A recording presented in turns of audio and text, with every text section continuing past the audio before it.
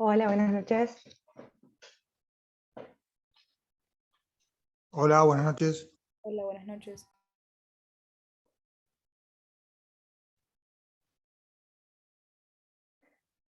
Vamos a esperar unos minutitos que terminen de ingresar todos. Si quieren ir poniendo en el chat los presentes. Después inglés, fundamental, y después 2 horas de lengua, y en las 2 horas hago la prueba, porque dijo que son las 2 horas la prueba. Bueno, después que termine la clase me decís. Ok.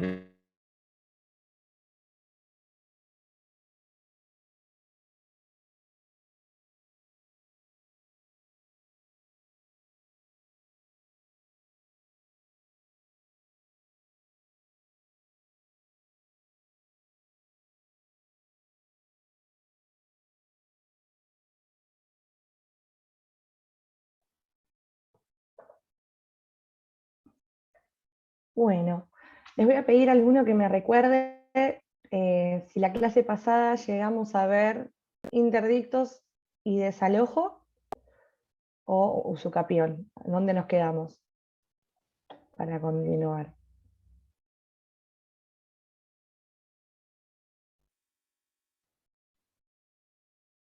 Interdicto fue el último que vimos. Vieron interdictos y de la bolilla 17, ¿qué otro tema se vio? ¿Solamente interdictos o se vio usucapión, desalojo? No, eso no vimos. No vieron, perfecto. No, Bien, me vimos quedó un la duda modo porque tengo general en de la bienes, que comisión de la era mañana. lo que había quedado. ¿Cómo, Joaquín? Tengo que al principio vimos Inhibición General de Bienes y Anotación de litis, Ujú. que era algo de lo que había quedado más intervención judicial. Bien, bien, si habíamos terminado la parte de medidas cautelares, habíamos pasado a la bolilla 17. Bien, perfecto. No, les consultaba porque a la mañana también doy la misma bolilla y como van por partes distintas, a veces para no confundir los temas que habían visto. Perfecto. Bueno, hoy vamos a ver entonces usucapión, ¿sí? Vamos a ver desalojo y rendición de cuentas, ¿sí? Bien, voy a esperar unos minutitos más, que ingresen algunos más y ya arrancamos.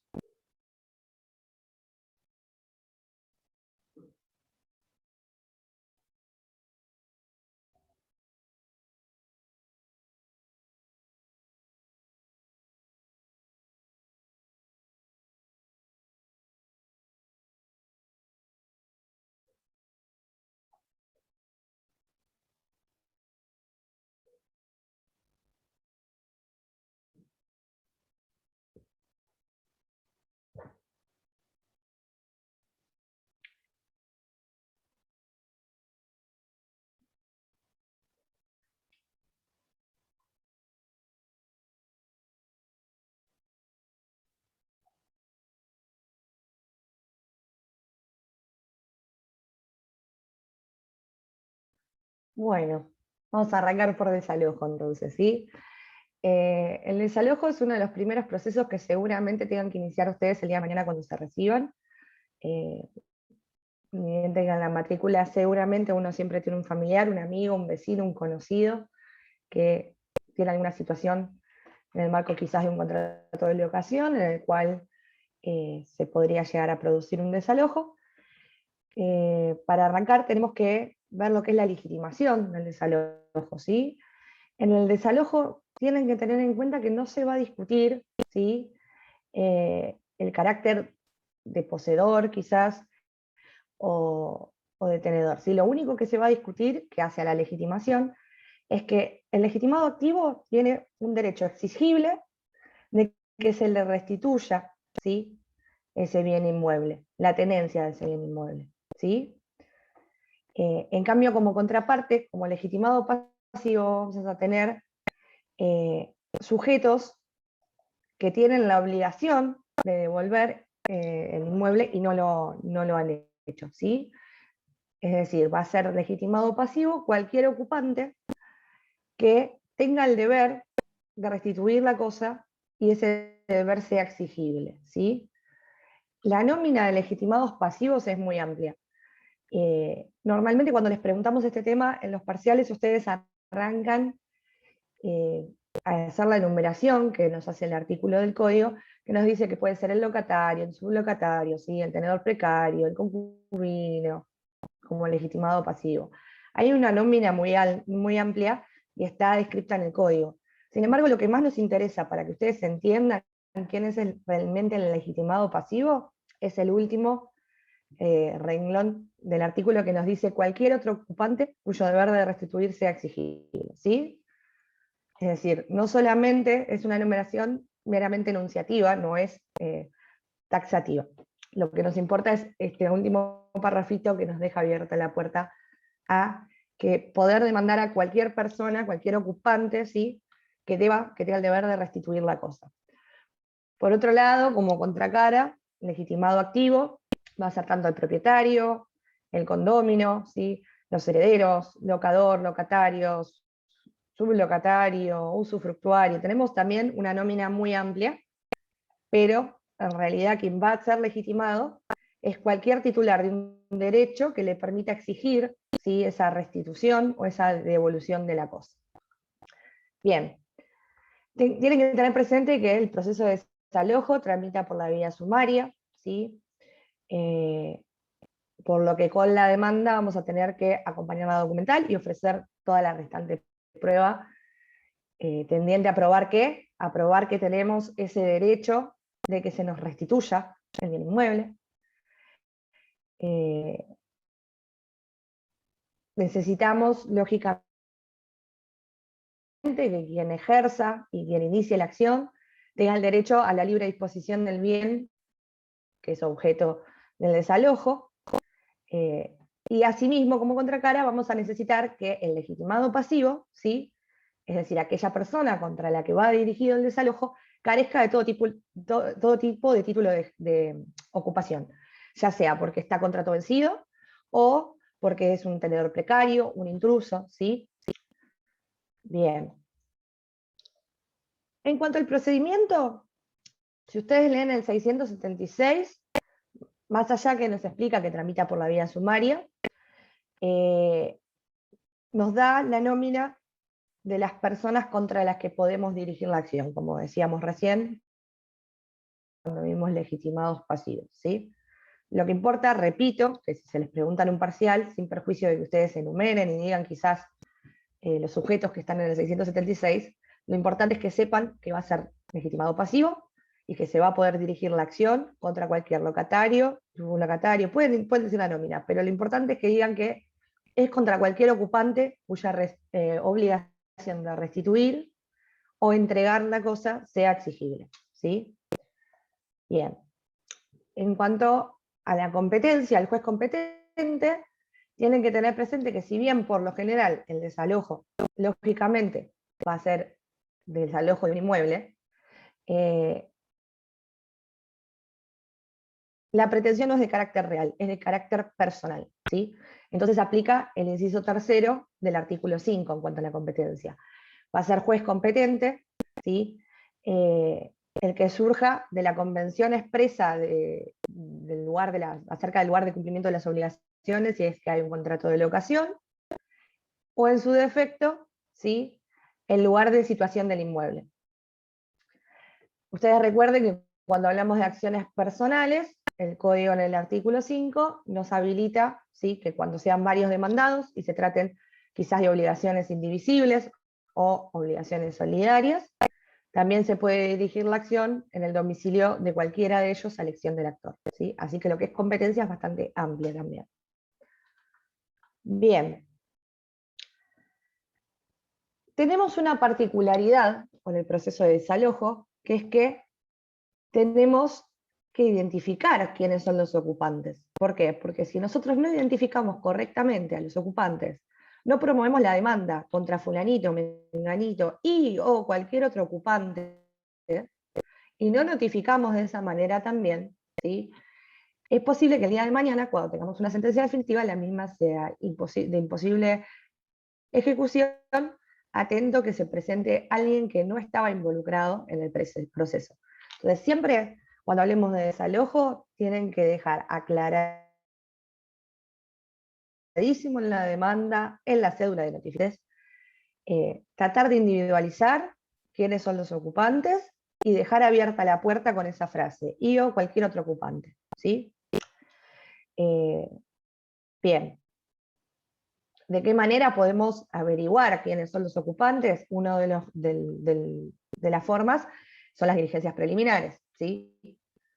Podemos realizar una diligencia preliminar a fin de identificar quiénes son los ocupantes del bien. Y asimismo también pedir que cuando se realiza la diligencia, el oficial de justicia o el oficial notificador, en el caso de que sea en el acto mismo de la notificación, consulte y tome nota de la expresión que hagan los ocupantes acerca de en calidad de qué ocupan el inmueble.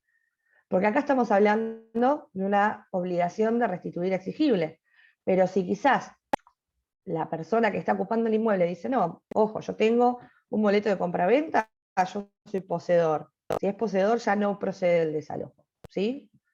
Hay que tener en cuenta eso. Bien. Entonces, pasando en limpio, más allá de los requisitos de la demanda que tenemos en cualquier demanda del 330, y más allá de que tenemos que acompañar la documental y ofrecer toda la prueba restante, porque se trata de un proceso sumario, tenemos que consignar de manera expresa el nombre de cada uno de los ocupantes en carácter de que se encuentran ocupando el inmueble, ¿sí? Y dejar abierta la puerta, como les decía, a posibles ocupantes posteriores. En el caso de que al momento de realizarse la diligencia, alguno de los ocupantes manifestara ocupar el inmueble en carácter de dueño, no va a proceder el desalojo, sino que va a tener que intentarse otro tipo de acción, como puede ser una reivindicación, ¿sí? Bien. El programa nos pide también que hablemos del artículo 5 de la ley 23.091, ¿sí? En relación a lo que es locaciones. Tenemos un requisito previo, ¿sí? Si el desalojo es por falta de pago de alquileres, vamos a tener que intimarlo debidamente, como nos dice el artículo 5, ¿sí? El artículo 5 nos dice, previo a la demanda de desalojo por falta de pago de alquileres, el locador debe intimar fehacientemente el pago de la cantidad debida, otorgando para ello un plazo que nunca será inferior a 10 días corridos, contados a partir de la recepción de la intimación. Y asimismo también va a tener que consignar el lugar de pago, ¿sí? Por lo general se manda una carta documento, en el cual se le intima al pago de los cánones locativos caídos, también de los servicios si no estuvieran pagos, y se le va a dar un plazo no menor a 10 días desde la recepción para que se acerque a, ya sea a la casa del actor, al estudio jurídico del abogado, ¿sí? A una escribanía, pero hay que citarle un lugar concreto que quede clarísimo que tiene tanto tiempo para pagar, tiene que pagar determinada cantidad de dinero por X y X mes impago, en este caso, y también dónde tiene que pagar. Lo mismo si no es, por ejemplo, las intimaciones, este último año a raíz de la pandemia, no se estuvieron haciendo para que se acerquen a pagar en persona, sino que se denunciaba quizás en las cartas documentos un CBU, ¿sí? Bueno, cuando el actor no cumple con la intimación, ¿sí? Por más que hubieran transcurrido 2 periodos de alquileres impagos, que es lo que la ley los exige para poder desalojar. Está discutida la admisión de la demanda, ¿sí? En el caso de que no se notifique previamente y se lo intime previamente fehacientemente. Bien. ¿Qué ley es, perdón? La ley 23.091, el artículo 5. Bien, les decía, está discutido entonces si no se libra esta intimación, si no se intima previamente, está discutida la procedencia del desalojo. Parte de la doctrina entiende que en realidad no se debe rechazar la acción si no hubo intimación, siempre y cuando, ojo con esto, siempre y cuando se advierta que el demandado, pese a que no se lo intimó, nunca tuvo ni tiene intención alguna de pagar, ¿sí? Jurisprudencialmente se entiende que el incumplimiento de este requisito de la intimación previa trae aparejado el rechazo de la demanda cuando el demandado, además de señalar la falta de cumplimiento del requisito por parte del actor, pague, ¿sí? En ese caso no va a responder el rechazo cuando el demandado únicamente se limite a manifestar la falta en la que incurrió el actor, pero no pague. ¿Se entiende? Es decir, el actor no intimó, el demandado se presenta en el desalojo, no le rechazan la demanda. Se presenta y dice, ojo, no me intimaron fehacientemente. Bien, ¿pero vas a pagar? No, no voy a pagar. Si no va a pagar, procede el desalojo. Si automáticamente paga, ¿sí? En ese caso se va a rechazar la demanda. Les voy a hacer una pregunta, ¿no? Porque ustedes, me imagino, ya la gran mayoría debe haber visto contratos, debe haber visto contratos de locación, ¿sí? ¿Yo puedo citar al garante al desalojo cuando el objeto del desalojo claramente es la restitución del bien?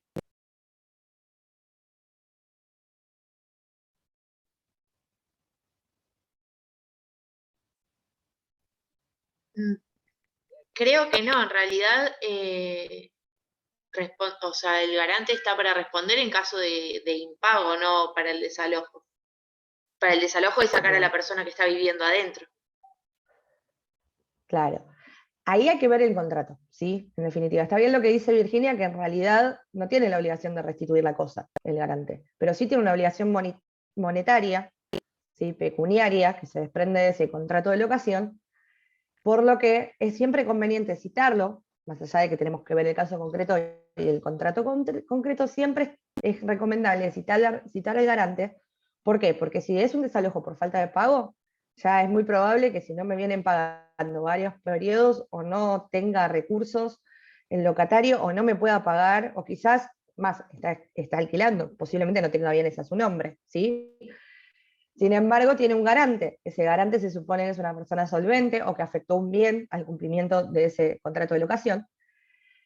Y por lo general, en las cláusulas de fianzas y en las cuales se constituyen los garantes, están incluidos en la misma cláusula que cualquier gasto que sea judicial, o sea, las costas o los gastos del desalojo, ahí sí se va a hacer responsable el garante. Entonces, si bien el garante no tiene la obligación y no tiene la obligación de restituir el bien inmueble porque no es un deber del garante, sí tiene un deber pecuniario. Entonces siempre es recomendable citar al garante en el desalojo para que se haga cargo de las costas, ¿sí? Bien, entonces, pasando en limpio la pregunta que les hice recién, el fiador no es parte del juicio de desalojo basado en causales de falta de pago, ¿sí? Porque lo que es falta de pago y los cánones impagos no se van a discutir en el desalojo, se van a discutir en un cobro, ¿sí? Ya sea un cobro ordinario de alquileres, un cobro sumario de alquileres o un juicio ejecutivo, ¿sí? Pero se va a discutir en otro proceso la parte monetaria. Lo que se discute en el desalojo es meramente, ¿sí?, la restitución del inmueble. Entonces, no es el fiador un legitimado pasivo en el proceso de desalojo, no tiene la obligación de restituir el inmueble. Sin embargo, se lo puede citar como tercero adherente simple, ya que va a tener que cargar con las costas posiblemente, ¿sí? Es decir, esa sentencia puede afectar un interés propio, porque él se constituyó en garante. ¿Sí? Después tenemos artículos 676 bis y 676 ter, que si ustedes recuerdan cuando vimos sentencias anticipatorias, cautela material, medidas cautelares en la clase pasada, yo les adelanté, creo, que había dos ejemplos de cautela material o sentencia anticipatoria, conocidos normalmente como las medidas cautelares del desalojo. ¿Sí?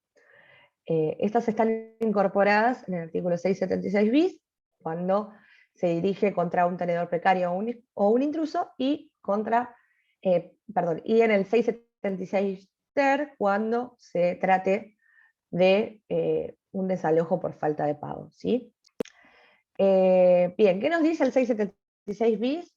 Básicamente nos da la posibilidad, mediante una medida cautelar, que depende el autor que sigamos, nos va a decir que es una medida cautelar, o nos va a decir que es en realidad una sentencia anticipatoria, y ahora van a ver por qué.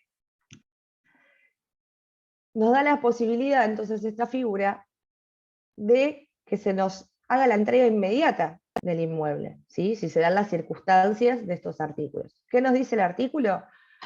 El 676 bis nos dice: entrega el inmueble al accionante.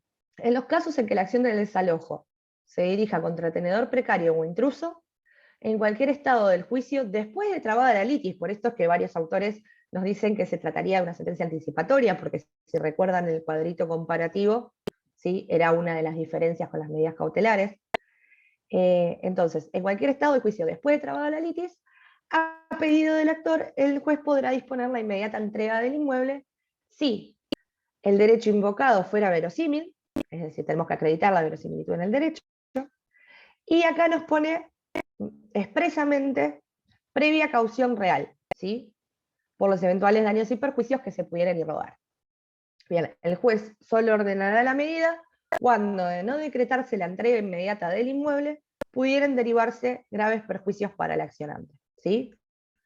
Entonces, si se dan todos estos requisitos, es decir, tenemos verosimilitud en el derecho acreditada, prestamos caución real, que el monto de la caución lógicamente la va a fijar el juez, pero ya nos da la pauta de que es real.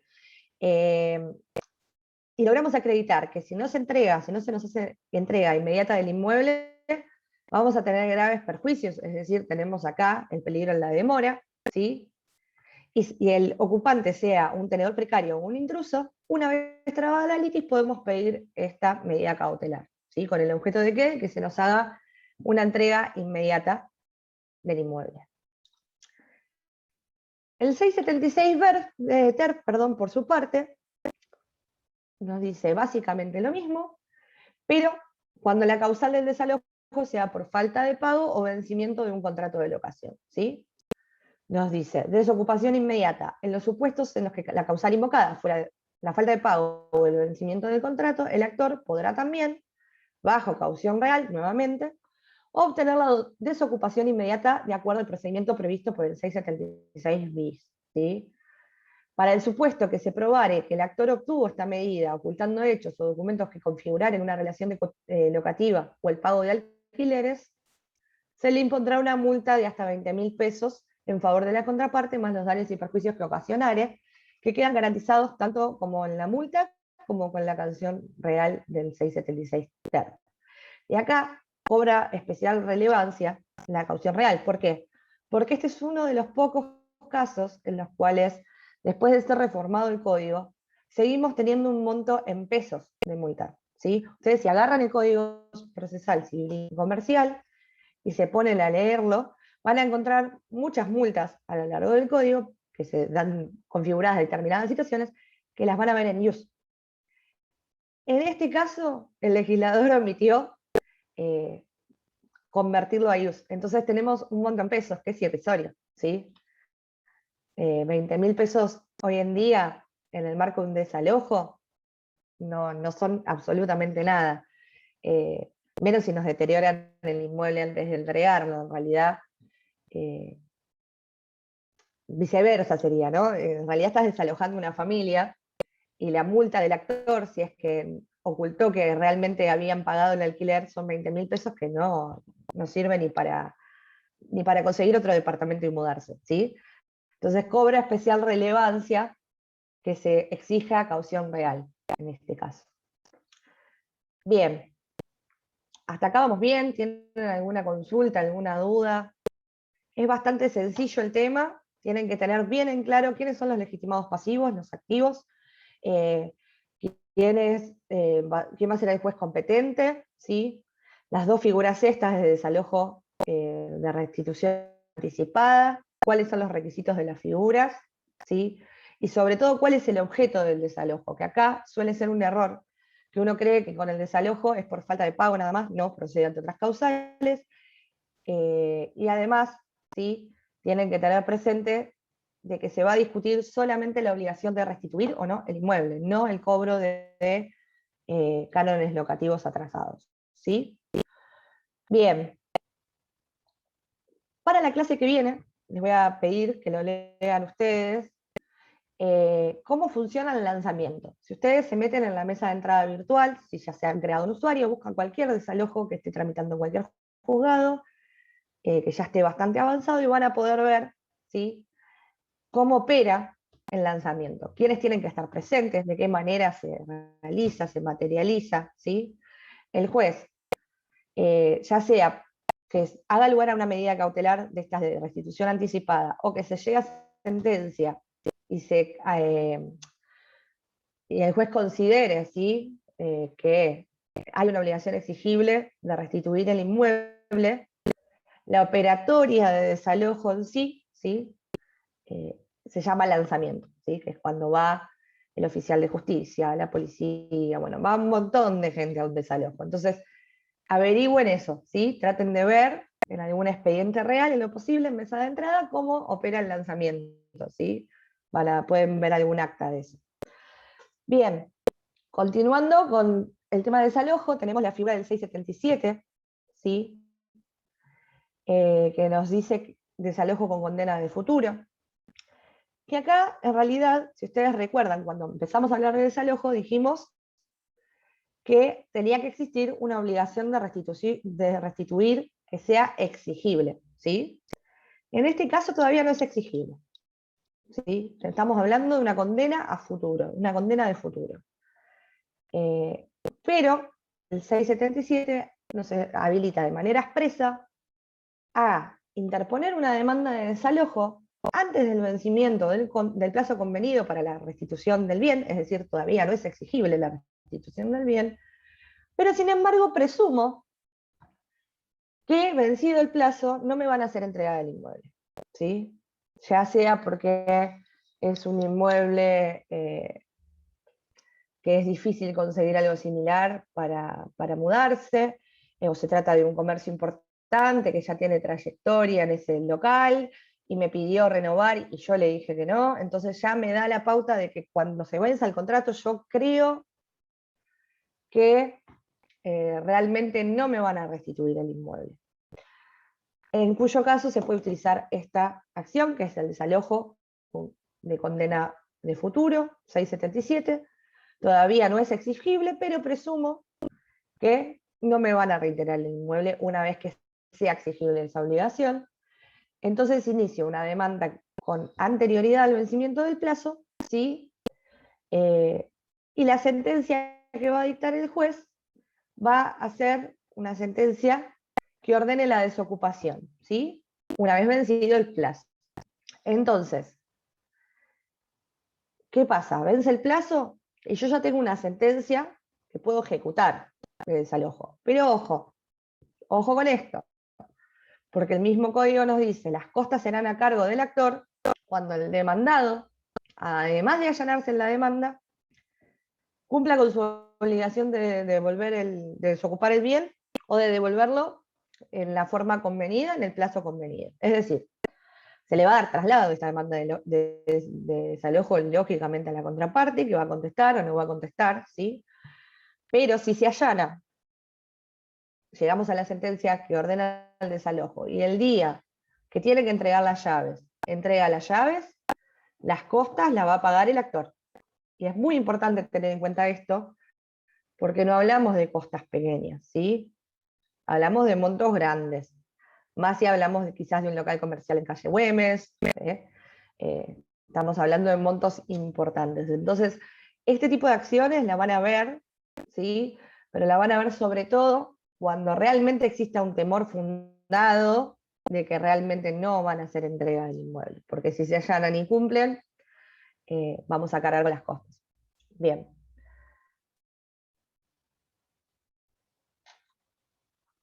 Tienen que tener en cuenta también, cuando hablamos de desalojo, que se incorporó, ya les digo el artículo 678 bis, ¿sí? ¿Qué nos dice el 678 bis? Nos dice que cuando el desalojo sea de una villa o un asentamiento precario, el juez, previo a ordenar el desalojo, va a tener que librar un oficio al Ministerio de Infraestructura de la provincia de Buenos Aires para ver si ese asentamiento precario está inscrito o no en el registro público que registra y inscribe los asentamientos precarios y las villas, ¿sí? Esto nos lo dice el artículo 28 de la ley 14.449. ¿Qué pasa si contesta el oficio el Ministerio de Infraestructura y nos dice, sí, la verdad que está registrado en el registro y es un asentamiento precario registrado? En ese caso, de que se trate de un asentamiento precario registrado, no vamos a poder ordenar el desalojo durante un plazo que establece la ley que les comentaba recién, la 14.449. En su artículo 70 nos da un plazo, ¿sí?, de 180 días.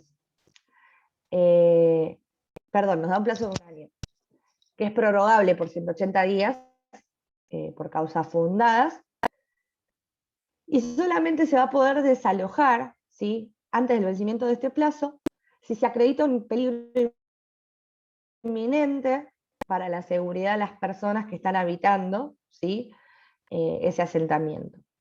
Igual de ninguna manera va a proceder este desalojo si antes no se realiza un plan de relocalización que incluya una solución habitacional permanente o definitiva, ¿sí? Es decir, se entiende que el problema habitacional es un problema que tiene que atender el Estado, por eso mismo se incorpora este artículo, que nos dice que si el desalojo básicamente es en un asentamiento precario o villa de emergencia, y se encuentra registrada la misma en este registro de la ley 14.449, vamos a tener un plazo de un año en el cual van a tener que arbitrar el Estado todos los medios necesarios, digamos, todas las herramientas a su disposición como para poder hacer un efectivo plan de relocalización, y solamente se va a poder adelantar el desalojo para el caso de que, de permanecer allí, habitando los ocupantes, corran riesgo su vida y su salud, ¿sí? Bien, ¿vamos bien acá? ¿Alguna duda? Bien. Bueno, vamos a pasar a usucapión, ¿sí? También es otro de los temas que seguramente inicien cuando estén recién recibidos. Ustedes, quienes hayan visto reales, seguramente saben que son taxativos los modos de adquisición de dominio, ¿sí? Tenemos un numerus clausus. Uno de los modos de adquisición de dominio es la prescripción adquisitiva o el juicio de usucapión, ¿sí? Tienen que tener en cuenta que las usucapiones tramitan por vía sumaria también. Y bueno, lógicamente el objeto, la pretensión del actor va a ser adquirir el dominio de un bien inmueble por el lapso, por haber sido ocupado, haber realizado actos materiales con ánimo de dueño por el plazo que establece el Código de Fondo, ¿sí? Bien. Ese plazo va a ser de 20 años si no tiene justo título o hay mala fe. Acá no se va a discutir la mala o la buena fe, sino que tenemos una realidad, que es que el titular de dominio, durante el plazo de 20 años, no realizó actos materiales, no estuvo atendiendo correctamente a este bien que integra su patrimonio, y como contraparte, como contracara de esta situación, tenemos a alguien que sí estuvo realizando actos con ánimo de dueño, ¿sí? Por más que no tuviera ningún papel. Acá no se va a discutir, ¿sí? si hay papeles o no. No importa si hay mala fe, si hay buena fe, si se metió porque vio que estaba el terreno vacío o no. Lo que se va a discutir es que durante ese plazo el titular de dominio no ejerció la posesión y en su lugar lo ejerció el actor de la usucapión. Anecdóticamente tienen que tener en cuenta que este tipo de procesos, años atrás, ¿sí? No eran contenciosos, eran voluntarios, ¿sí? Por lo que, y de hecho hay barrios acá en Mar del Plata que se ve claramente. Antes, estamos hablando hace 50 años quizás, uno podía acreditar, ¿sí?, esa posesión durante el plazo de ley simplemente con la presencia de 2 testigos. Y es más, ni siquiera había juzgados acá en Mar del Plata, entonces era habitual, el juzgado que correspondía era el de Dolores, que viajaran con 2 testigos a Dolores y si este terreno lo ocupé durante tantos años, sí, lo ocupó, yo doy fe, perfecto, con una testimonial adquirían el dominio. Pero como no era un juicio contencioso, ¿qué hacía el registro? El registro anotaba, dejaba anotado al titular de dominio y anotaba abajo también al usucapiente, ¿sí? Entonces hay, incluso hoy en día, hay folios reales que si ustedes piden un informe de dominio, sobre todo acá en el barrio San Carlos, ¿sí? Si ustedes piden un informe de dominio, no sería raro que aparezca un doble dominio, ¿sí? Porque se inscribió al nuevo adquirente por usucapión, pero nunca se eliminó ni se borró la inscripción registral anterior. Ese tipo de inmuebles hoy en día cuando quieren transferirse, lógicamente hay que hacer un procedimiento administrativo para que se acrediten, lógicamente, que fue en el marco de un usucapión y que la inscripción anterior ya en realidad estaría invalidada. Pero bueno, antes no eran juicios contenciosos. Hoy en día sí, a tal punto de que, como interviene el orden público, por más que, según la ley de mediación, es una materia mediable, hoy en día mediar no tiene ningún tipo de sentido. ¿Por qué? Porque si se presenta el demandado, ¿sí?, el requerido en la mediación, y requerente y requerido dicen, ¿sabes qué? Sí, no ocupé el inmueble, te dice el titular, no ocupé el inmueble durante 20 años, la verdad que ni sabía que lo tenía, no me interesaba, quédatelo que lo estuviste cuidando. No tiene ningún valor porque está involucrado el orden público, ¿sí? Y por más que incluso, no en mediación, incluso en el marco del proceso, se presente el demandado, conteste demanda y diga, ¿sabes qué? No quiero saber nada, me allano.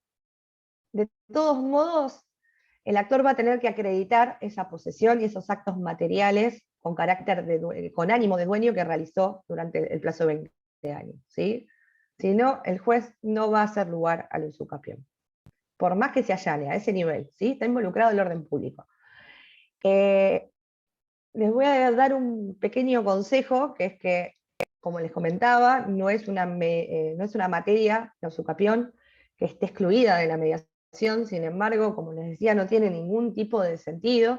En primer lugar, porque sería muy raro que alguien se presente, ¿sí?, a una mediación en el marco de una usucapión, porque en un 70% de los casos, normalmente el titular registral está fallecido, ¿sí? Está fallecido o es imposible ubicarlo. Por algo pasó 20 años y nadie hizo nada con el terreno, ¿sí?, o con el inmueble. Entonces, ¿cuál es digamos, nosotros tenemos que hacer sí o sí la mediación, ¿sí?, si iniciamos una prescripción adquisitiva, porque no va a decir receptoría. Nosotros vamos a iniciar la demanda, ¿sí?, mediante el portal, en la pestaña de inicio de causas, vamos a iniciar la demanda y nos vamos a encontrar con que receptoría va a decir previamente a sortear juzgado, va a tener que pasar por mediación, ¿sí? Y nos va a sortear un mediador y un juzgado interviniendo. Y vamos a tener que mediar. ¿Qué es lo que podemos hacer, ¿sí?, para no perder tiempo con esto, que está bastante receptado en la mayoría de los juzgados civiles y comerciales, por lo menos de acá de Mar del Plata? no lo iniciamos como prescripción adquisitiva, lo iniciamos como materia a categorizar. Si ustedes se fijan en la nómina de materias que tiene la Suprema Corte en la página, van a ver que hay un listado con todas las materias que pueden ser objeto de juicio, ¿sí? Hay una que se llama materia a categorizar. Si nosotros la interponemos como una materia a categorizar, pero aclaramos bien que el objeto es un usucapión, claramente, y en una cápite dejamos asentado y citamos jurisprudencia que dice que en realidad la mediación es infructuosa, porque por más que se llegue a un acuerdo, está el orden público involucrado.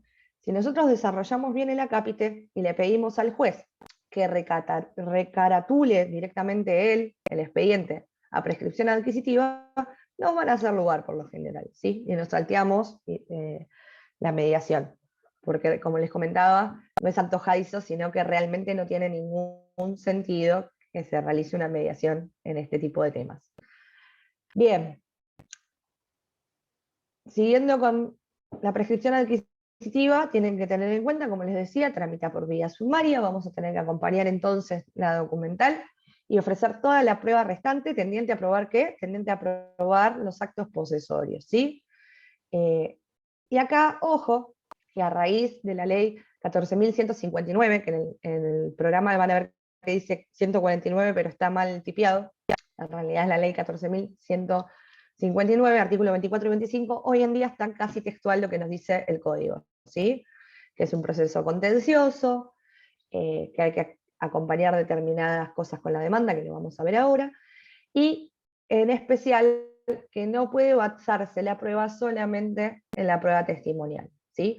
Lógicamente vamos a acompañar y a ofrecer, digamos, el testimonio de determinadas personas, ¿sí? Vamos a ofrecer testigos. Sin embargo, no puede ser la única prueba que nosotros tengamos, ¿sí? Entonces, ¿qué tipo de prueba vamos a ofrecer y acompañar? Bueno, en primer lugar, son 20 años que tenemos que acreditar, ¿sí? Si bien nos sirven los servicios, no solamente podemos acreditarlo mediante el pago de servicios, tenemos que tener otros medios de prueba también. Entonces, como prueba documental, vamos a poder acompañar el pago de servicios de ese periodo de 20 años. No importa que en el medio quizás hayan algunos impagos o que se haya hecho una moratoria, sino que se acredite el pago y la intención de pago, porque es un acto posesorio. Asimismo, también pueden ser servicios o impuestos que estén a nombre del titular registral, no importa, ¿sí? Lo que importa es que se estuvieron pagando. También vamos a acompañar, lógicamente, son 20 años, piensen ustedes, algo tienen que haber hecho en el terreno, ya sea plantar un arbolito, cercar, construir, ¿sí? Hacer un pozo, poner una bomba de agua. Así que bueno, todas las facturas o remitos que hagan a cualquier tipo de mejora que se haya hecho en la propiedad, a construcción, a un cerco, a la instalación del agua, a la instalación del gas o cualquier otro servicio, ¿sí? También como instrumental se pueden acompañar fotografías, ya sea fotografías antiguas con, como les decía, el arbolito que plantaron que antes medía 1 metro y ahora mide 5, ¿sí? Fotografías de la familia, haciendo utilización en realidad, teniendo actos posesorios en relación al inmueble. Si se tratara, por ejemplo, de un campo o de una chacra en la cual se realizaron actividades agrícolas, ¿sí? O se plantaron, se hizo algún tipo de plantación, también es importante y interesante acompañar, para ofrecer, ¿sí? Que se realice una pericial por intermedio, digamos, que un perito agrónomo, ¿sí? Que es el que entiende de los suelos, realice una pericia para ver si se hizo rotación de cultivos, hace cuántos años se está cultivando la tierra, o si había ganado, hace cuánto, ¿sí? O qué edad tiene determinado árbol que nosotros estamos diciendo que lo plantamos. La prueba es muy amplia, pero bueno, no puede ser solamente prueba testimonial, esto es muy importante. tenemos requisitos de admisibilidad, ¿sí? De la demanda de prescripción adquisitiva, que son dos, que también nos lo da la ley 14.159, ¿sí? Que nosotros tenemos que ineludiblemente acompañar con la demanda un informe, un certificado de dominio, ¿sí? ¿Por qué? ¿A alguien se le ocurre? Y porque va a demostrar que no, o sea, que no es de la misma persona que está pidiendo la usucapión, pero que está hace 20 años pagando todo, creo, no sé. No, en realidad no. En realidad nosotros vamos a demandar, el legitimado pasivo va a ser el titular registral, ¿sí? Por eso tenemos que tener un certificado de dominio. Porque lógicamente no va a saltar en el certificado de dominio o en el informe de dominio ninguna inscripción a nombre del actor, porque precisamente sabe que no tiene un derecho de propiedad sobre el inmueble, sin embargo lo quiere obtener. Entonces, vamos a tener que demandar a quien figura como propietario en el registro de la propiedad, o en su defecto, ¿sí? Al fiscal de Estado, o a la municipalidad, a la provincia, a la nación, depende de quién sea, ¿sí? El terreno o el inmueble. Bien, entonces tenemos que acompañar sí o sí un certificado de dominio. Y asimismo vamos a tener que acompañar también un plano de mensura, ¿sí? Que determine el área a usucapir y los linderos. Ojo con esto, no sirve el plano que nosotros hayamos hecho para construir una casita, no sirve el plano que nosotros hayamos hecho para poner la instalación de agua, ¿sí? O para poner la instalación de gas, sino que tiene que ser un plano especial que se llama plano de mensura para usucapir, ¿sí? Por lo general le ponen para usucapir abajo, lo hace un agrimensor, y bueno, va a tener que ser ese plano específico que sale un poco más caro que cualquier otro plano que nosotros hagamos, ¿sí? Pero es un plano específico, es más, tiene un color medio violeta lila, si ustedes lo ven, y bueno, determina lógicamente el área del terreno, si hay alguna construcción o no, cuáles son los linderos, ¿sí? Lo tiene que hacer un profesional matriculado, por lo general un agrimensor. Bien, entonces, legitimado pasivo va a ser quien figure como titular registral. Recuerden, tenemos que ir, si hay más de un titular, contra todos los titulares registrales, configurándose así un litisconsorcio pasivo necesario. Nosotros no podemos, si es un bien que está en condominio, no podemos demandar solamente a uno, ¿sí? Vamos contra todos los titulares registrales. Bien, ¿qué pasa si el propietario es ignorado? También, porque puede ser que se pida un informe de dominio y el registro no tenga ningún dato al respecto. En ese caso, se va a requerir al organismo técnico administrativo que corresponda un informe para que informe cuáles son los antecedentes de dominio y si existieren o no intereses fiscales comprometidos, porque puede ser que no exista una registración en el registro de la propiedad, pero que sea un terreno fiscal, ¿sí? O que pertenezca a la municipalidad, a la provincia, que sea un terreno fiscal. Bien. Entonces ya tenemos la demanda, ya la iniciamos, mediamos o no, depende si la inician como usucapión y después, si se inicia como usucapión o si se inicia como materia categorizaria y después se recaratula. De la demanda se va a correr traslado al propietario, o en su caso al fiscal, a la municipalidad, a la provincia, ¿sí? A quien sea, y cuando se ignore el domicilio del propietario se van a tener que requerir informes a la Cámara Nacional Electoral, a la policía, a los correos, ¿sí? Vamos a tener que conseguir el domicilio para poder notificar correctamente. Si da resultado negativo el diligenciamiento de esa cédula, se va a citar por edictos por 10 días en el boletín oficial, y a un diario zonal, advirtiéndose que de no presentarse y contestar la demanda, se va a nombrar un defensor de ausentes. Pero de ninguna manera, o sea, ustedes fíjense, que de ninguna manera, incluso con un demandado rebelde, se va a hacer lugar a la petición del actor sin tener prueba acabada de que realmente existieron esos actos posesorios por el plazo que establece el código, ¿sí? Bien. Por último, la sentencia, ¿sí? Que dicte el juez, que haga lugar a la usucapión, va a ordenar la inscripción en el registro de la propiedad inmueble, ¿sí?, a nombre del actor, pero con la cancelación de la inscripción anterior si es que estuviera inscrito el dominio, ¿sí? Es decir, ya no va a ser como era antes, que se deja al titular registral y se inscribe a nombre del usucapiente, sino que ahora se cancela la inscripción registral previa y se va a inscribir directamente a nombre del actor, ¿sí? Por otro lado, la sentencia hace cosa juzgada material. ¿Mm? Bien.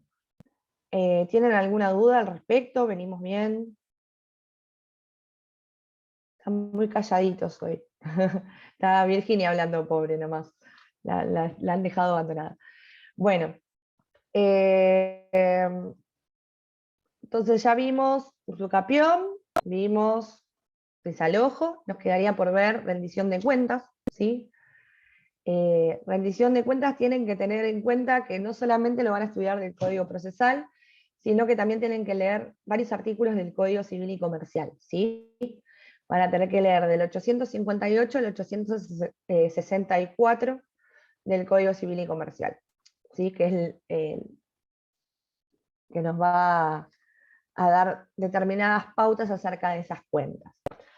Bueno, para empezar, ¿cuándo va a haber rendición de cuentas? Va a haber rendición de cuentas cuando las mismas se pongan en conocimiento de una persona que es la persona interesada, ¿sí? ¿Qué entendemos por cuenta? También nos podríamos preguntar entonces. La cuenta es la descripción de los antecedentes, los hechos, los resultados pecuniarios de determinado negocio, ¿sí? Entonces, va a haber rendición de cuentas cuando se pongan en conocimiento de la persona interesada aquellas descripciones de los resultados, los hechos, los antecedentes pecuniarios de un negocio en particular que le fuera encomendado, ¿sí?, a quien debe rendir las cuentas. En cuanto a la legitimación, ¿sí?, va a ser obligado a rendir cuenta quien actúa en interés ajeno, aunque esté actuando en nombre propio, quienes sean partes en relaciones de ejecución continuada cuando resulten de la naturaleza del negocio, nos dice el código, y quien deba hacerlo por una disposición legal, ¿sí? Entonces, por lo general van a ver que van a estar obligados a rendir cuentas los sujetos que actúen en interés ajeno, si bien actúan en nombre propio. El Código Procesal, ¿sí?, nos dice, ahí les voy a buscar acá,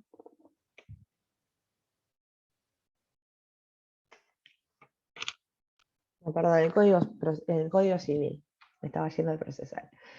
Bueno, el 860, ¿sí? El 860 nos dice,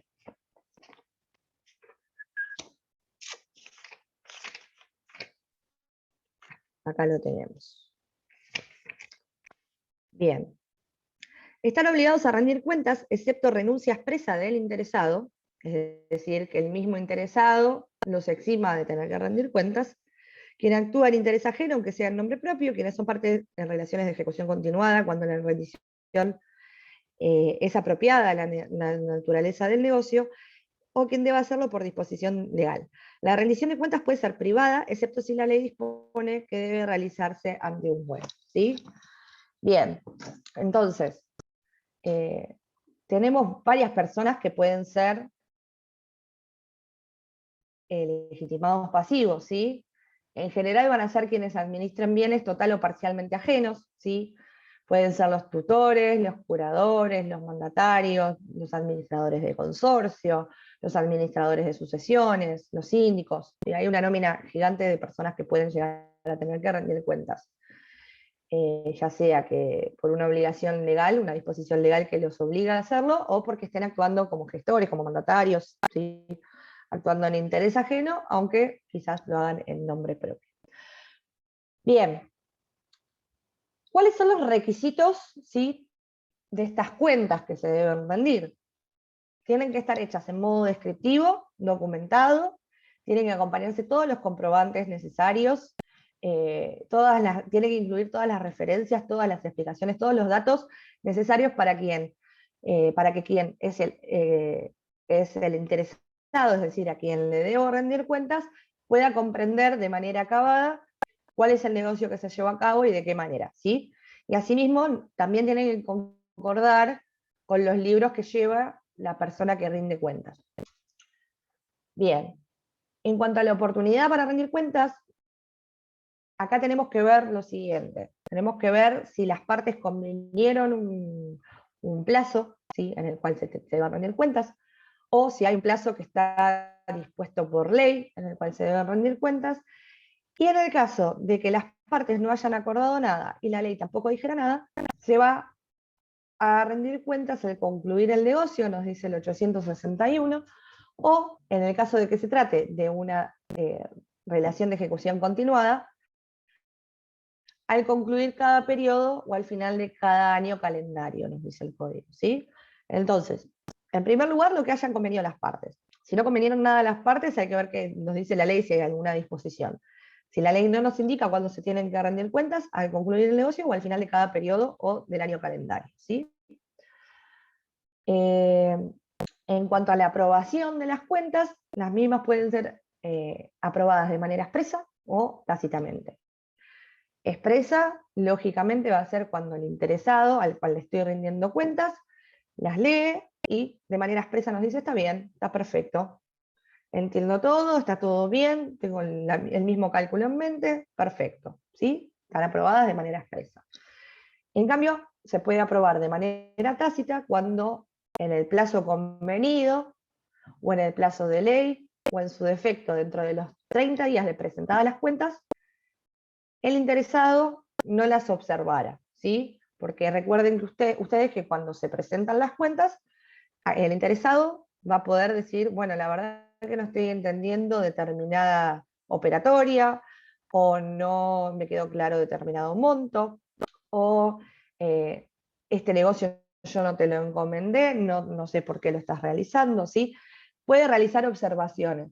Entonces, tenemos que ver, en primer lugar, ¿sí?, de la relación entre quien debe rendir cuentas y el interesado, por ejemplo, un contrato, se ha pactado algún plazo que tenga el interesado para observar esas cuentas, o si la ley no fija un plazo, o en su defecto, si no hay nada pactado y la ley tampoco nos dice el plazo, tenemos 30 días desde que son presentadas en debida forma las cuentas para que el interesado observe o no las mismas. Si no las observa, tácitamente están aprobadas, ¿sí?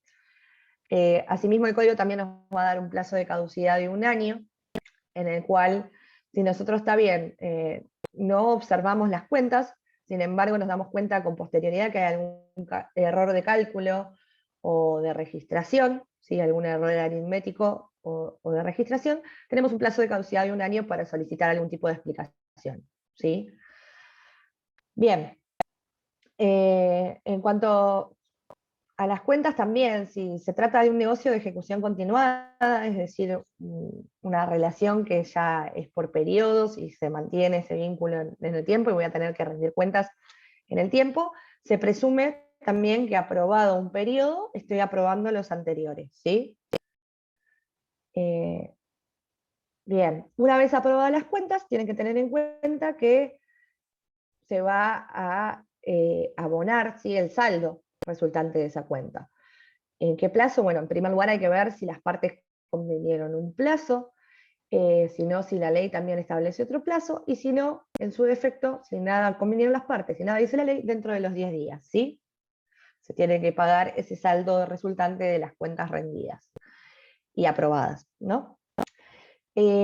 Asimismo, también, quien rinde cuentas tiene que devolver al interesado todos los títulos, los documentos, todo lo que le haya hecho entrega para realizar o concretar ese negocio en particular, con excepción, lógicamente, de cualquier tipo de instrucción que le haya realizado, que sea simplemente una instrucción, ¿sí? Pero todo lo que es documentación, títulos, va a tener que devolverlo quien debe rendir cuentas al interesado. Ahora sí, pasando a lo que nos dice el Código Procesal, ¿sí? Tienen que tener en cuenta lo siguiente. Estamos hablando de artículos 649 a 654 del Código Procesal. Este tipo de procesos suele parecer, cuando uno explica esto, una pavada, pero son procesos extremadamente, que pueden llegar a ser extremadamente largos. ¿Por qué? Porque se divide en 3 etapas este proceso de rendición de cuentas, ¿sí?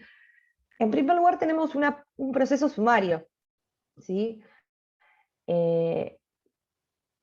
Cuyo objeto va a ser determinar si existe o no la obligación de rendir cuentas. En este proceso sumario, el interesado, que va a ser el actor, va a demandar a quien considera que debe rendir cuentas, que va a ser el demandado, va a tener que acompañar como sumario la documental y ofrecer la prueba restante, tendiente a qué, tendiente a probar que existe ese vínculo que obliga al demandado a efectuar la rendición de cuentas, a rendir cuentas, ¿sí?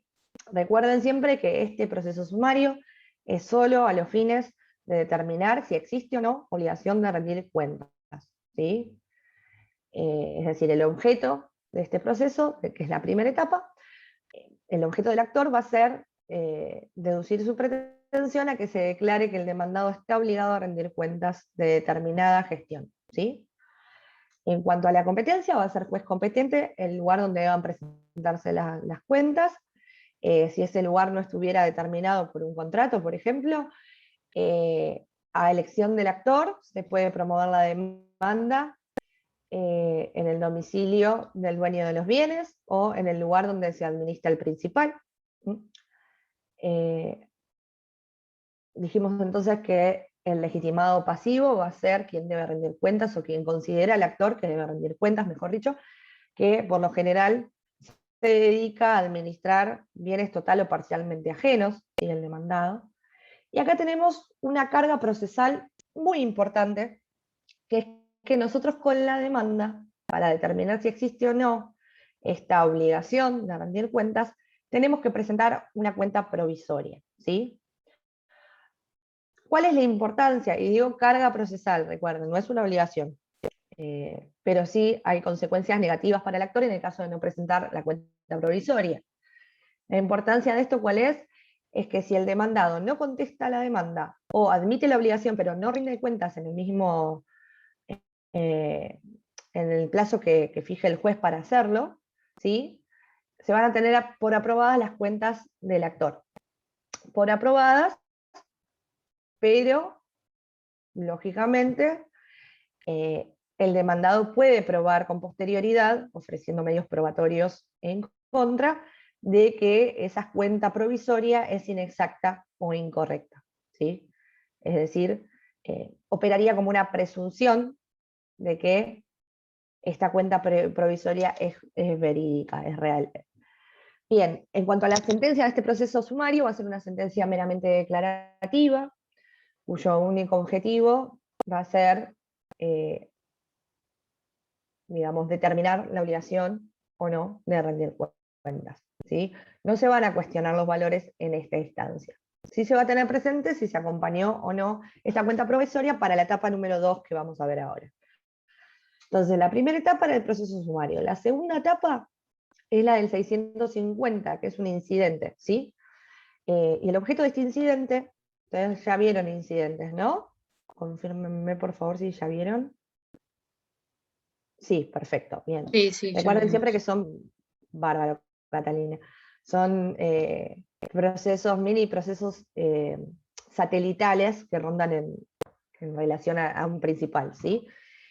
El principal en este caso es aquel proceso sumario que ya iniciamos para determinar o no la obligación de rendir cuentas, y este incidente es tendiente, sí, a discutir las impugnaciones y establecer el saldo resultante de esas cuentas que nosotros estamos rindiendo, ¿sí?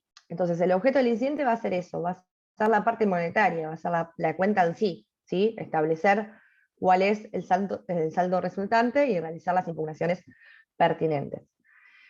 Este trámite incidental va a ser siempre este trámite va a ser siempre incidental cuando exista condena judicial a rendir cuentas, es decir, hayamos pasado por el punto 1 que vimos recién, o que la obligación de rendir cuentas resultare por un instrumento público o privado con firma certificada, o haya sido admitida por el obligado al ser requerido en el marco de una diligencia preliminar.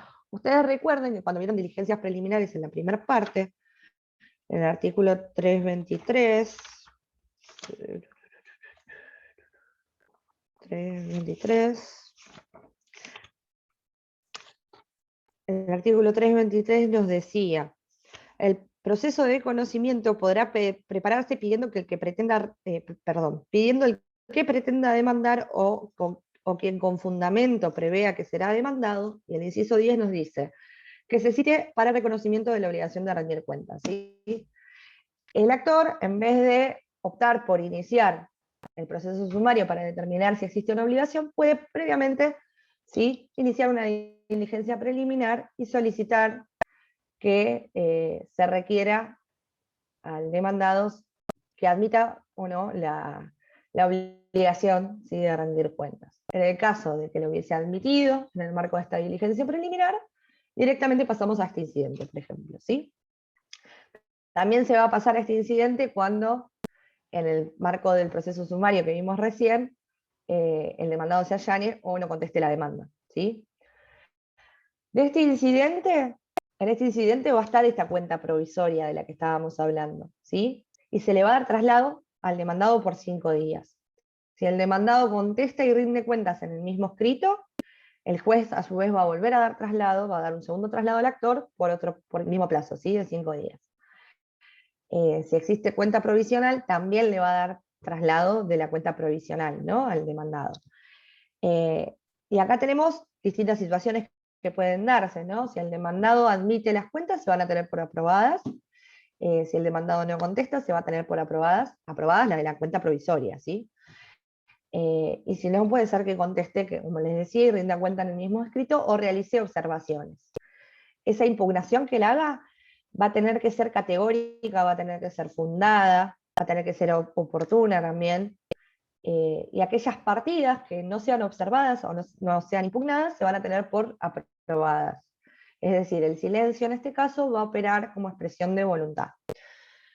Bien, si el demandado no contesta o se allana, se va a declarar la cuestión de puro derecho, se van a tener por aprobadas aquellas cuentas de la cuenta provisoria, y en cambio, si existiesen hechos conducentes y controvertidos a raíz de la contestación del demandado, se va a abrir el proceso a prueba, ¿sí? El juez va a determinar, atendiendo la complejidad de esas cuentas y de los documentos que se presentasen, por qué plazo va a abrir a prueba, ¿sí? Lo va a fijar el juez.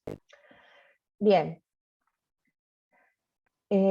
Tenemos también el 652 que nos dice justificación de partidas.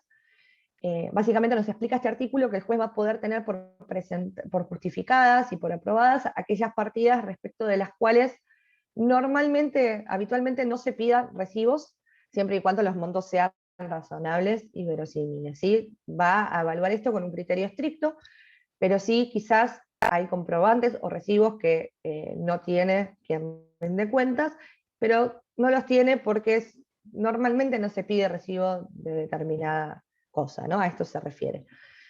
Pueden tenerse por justificadas esas partidas.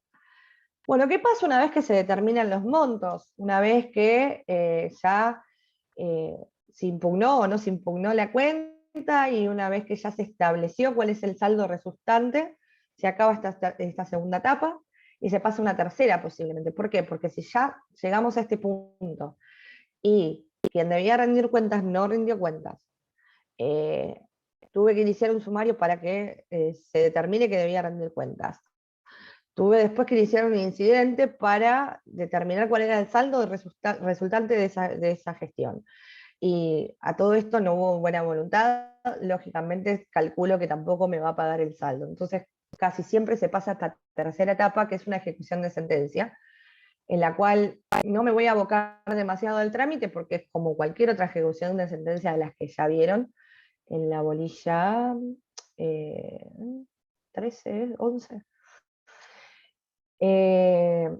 Bien, básicamente una ejecución de sentencia. Los saldos reconocidos por el demandado pueden ser reclamados, ¿sí?, sin esperar la resolución definitiva sobre las cuentas y sin que por ello se entienda que las ha aceptado, nos dice el 653, siempre y cuando sean saldos reconocidos por el demandado, ¿sí? Y el trámite de la ejecución de sentencia, es decir, del cobro de ese saldo resultante de la rendición de cuentas es una ejecución común y corriente. El programa también nos pide que hablemos de la demanda voluntaria de rendición de cuentas. En este caso sería la inversa, ¿sí? Imagínense que ustedes son administradores de bienes total o parcialmente ajenos, son, no sé, un administrador de consorcio, un administrador de un sucesorio, un tutor. Ustedes tienen que rendir cuentas. Sin embargo, el interesado se niega a recibir esas cuentas, se niega a aprobar esas cuentas. ¿Qué es lo que puede hacer quien debe rendir cuentas? Es iniciar esta demanda voluntaria de rendición de cuentas. ¿Tendiente a qué? Tendiente a rendir cuentas y que judicialmente las tenga que recibir y aprobar el interesado, ¿sí?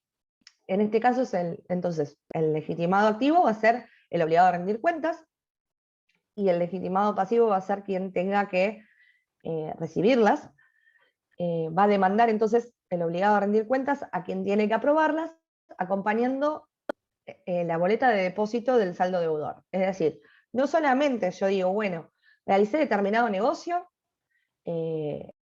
a cuenta de fulanito, ¿sí? Pagué tanto, cobré tanto, y hay un saldo a favor de tantos pesos. Yo automáticamente lo que tengo que pedir es que se abra una cuenta judicial y depositar en esa cuenta judicial el saldo deudor, ¿sí? Si yo no hago esto, no se va a dar traslado de la demanda. Bien, de la demanda se va a correr traslado por 5 días, ¿sí? Va a contestar o no quien debe aprobar las cuentas. Si no contesta ni impugna las cuentas, se van a tener por conformes, ¿sí? Esto para que lo tengan en cuenta. Bien, lógicamente acá también tengan presente que si impugna algún rubro, ¿sí? Se van a empezar a discutir las cuentas como en el paso número 2 del proceso que vimos recién, ¿sí? De manera incidental se van a discutir los saldos de la cuenta. Bien, ¿se entendió? Más o menos sí. Es un proceso complejo, les digo. Uno dice, ah, qué pavada, quizás por un negocio bastante sencillo. No, se complica porque ya estamos hablando de un proceso que es mixto y tiene varias etapas por trámites distintos, y pueden durar años, la verdad. Hay expedientes que están tramitando hacia añares para rendir cuentas. Bien. Bueno, por último, les voy a abordar de manera muy breve, porque en realidad lo pueden leer tranquilamente ustedes, no es un tema difícil y es el único que nos queda por ver en la bolilla, que es división de condominio, ¿sí? División de condominio lo van a ver de artículo 673 a 675 del código. Partimos de la base de que existe un condominio, es decir, no hay un solo titular registral, sino que hay 2, hay 3, hay 20, ¿sí? Hay varios. Uno de los condóminos no quiere continuar con el condominio y por eso inicia esta demanda de división de condominio. Acá lo que tienen que tener en cuenta es que la división judicial de condominio no le conviene a nadie, ni al actor ni a los demandados, no le conviene absolutamente a nadie, ¿sí?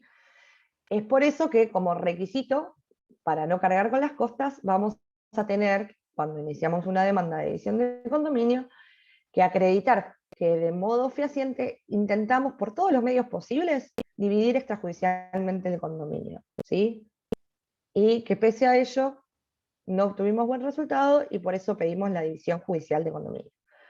Ustedes tengan presente anecdóticamente que ni siquiera Vélez en su momento quiso legislar acerca del condominio. ¿Por qué? Porque decía que el condominio en realidad evita que los bienes estén en el comercio. ¿Por qué? Porque quizás hoy sí tenemos un condominio y nos llevamos perfecto todos los condominios, pero el día de mañana no. Y ¿a quién le vendés un 33% indiviso? ¿Sí? Es muy difícil comercializar el bien. Es muy difícil escaparle después al condominio. Si alguien me pregunta, ¿me caso o me convierto en condómino y casate que te podés divorciar. Te va a salir más barato el divorcio que lo que te sale de dividir el condominio, básicamente. Bien, cualquiera de los condóminos puede pedir la división de condominio, ¿sí? Y el juez va a tener que hacer lugar a la división de condominio. Nadie puede, digamos, frustrar esa división, salvo que haya alguna causal de indivisión en las cuales no me voy a meter, pues corresponden a otras materias en sí, pero si no hay ninguna imposibilidad legal de dividir el condominio, el juez va a dividir el condominio. Lo que se va a discutir es de qué forma, ¿sí? Tratando de buscarse una alternativa que no sea tan perjudicial para ninguno de los condóminos. Bien. Este tipo de procesos son procesos sumarios, las divisiones de condominio. Tenemos que acreditar, ¿sí?, con la demanda el carácter que tenemos de condóminos. Vamos a tener que acompañar un informe de dominio, lógicamente.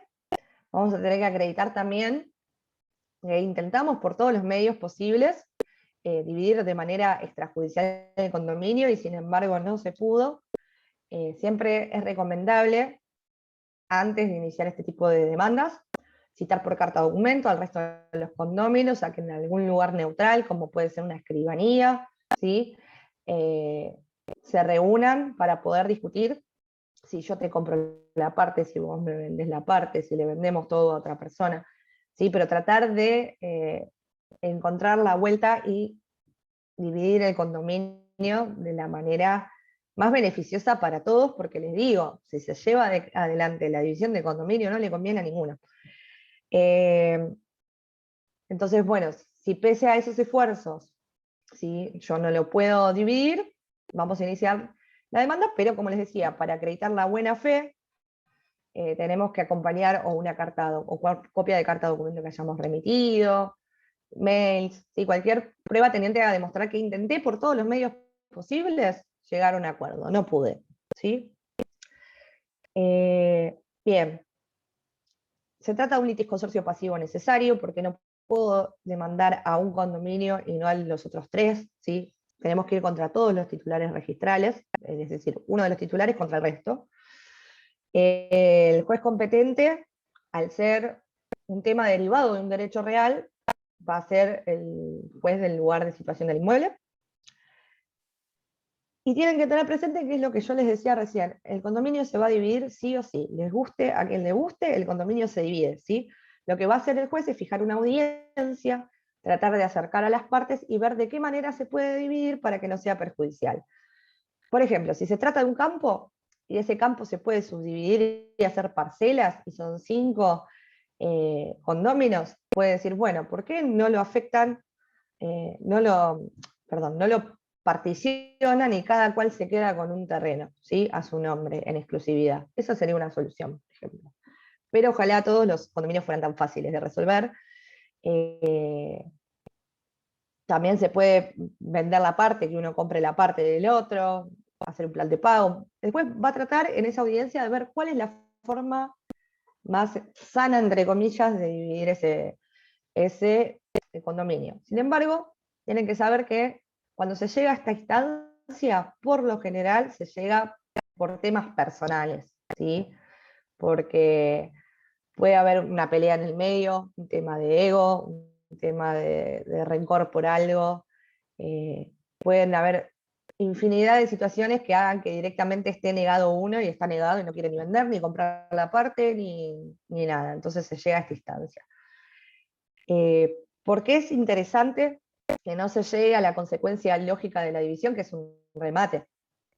Es interesante buscarle una vuelta. ¿Por qué? Porque el valor que va a obtener, ¿sí?, van a obtener los condóminos en remate, llega a duras penas a ser un 25% del valor real de mercado. Entonces salen todos perdiendo, ¿sí?